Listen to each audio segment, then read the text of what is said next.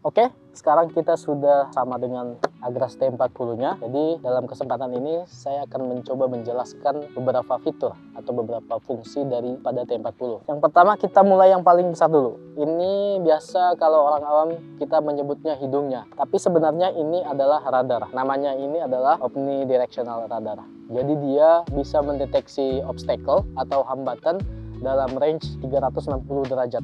Jadi secara horizontal dia akan mendeteksi maju, ke samping, dan juga mundur. Dia juga mendeteksi. Radiusnya bisa kita setting juga dari remote. Kita mau radius yang berapa? Dari 1,5 sampai 40 meter gitu. Jadi kita bisa semakin dia jauh, semakin sensitif dia gitu. Semakin dia dekat, dia akan lancar tapi nggak terlalu sensitif. Jadi kita tergantung situasi di lapangan. Kita mau pakai yang mana? Tergantung kita aja. Jadi pintar-pintarnya pilot menganalisa di lapangan gitu. Tapi defaultnya itu biasanya 4 meter. Oke, selanjutnya yang kedua itu ini ada namanya Binocular Vision Sensor.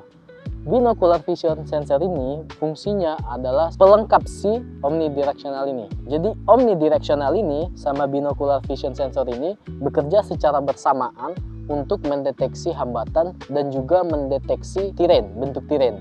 Jadi si Agras ini sudah bisa mengikuti bentuk terrain ya. Mau itu bergelombang, berbukit, gimana pun itu bisa diikuti, bisa mengikuti sesuai bentuk tanah. Oke, biasanya dalam bahasa orang awam, Binocular Vision Sensor ini kita sebut sebagai kayak mata teropongnya dia. Jadi dia bisa mendeteksi kabel dalam ukuran tertentu. Kalau udah kabel kayak Telkom itu udah agak susah dideteksi dia. Tapi kalau masih sebatas kayak kabel listrik itu yang punya PLN itu masih bisa dideteksi dan kita sudah membuktikan itu gitu. Terus yang selanjutnya adalah kamera. Ini FPV modul. Jadi dia 12 megapiksel dan dia sudah bisa untuk mapping. Dia sudah bisa juga untuk punya gimbal tapi arahnya itu hanya vertikal aja, belum bisa horizontal. Seperti ini kita lihat ya. Jadi dia hanya bisa seperti ini. Dia nggak bisa ke samping kiri kanan. Nah, ini sangat berfungsi sekali ketika kita beroperasi di areal yang tanamannya itu tinggi. Artinya si drone itu nggak bisa kita lihat pergerakannya.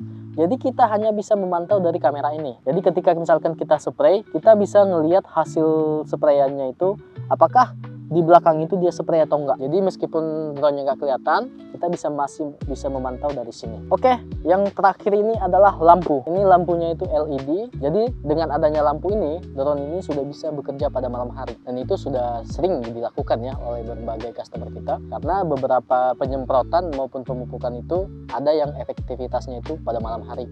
Justru pada malam hari itu disarankan untuk penyemprotannya gitu. Makanya Anda nggak perlu khawatir lagi, teman-teman nggak perlu khawatir lagi. Mungkin ada pertanyaan ya, apakah drone ini bisa kerja pada malam hari atau enggak? Ya, jawabannya bisa dengan adanya lampu ini. Oke teman-teman, jadi sekian penjelasan untuk hari ini. Sampai ketemu di kesempatan berikutnya. Bye-bye.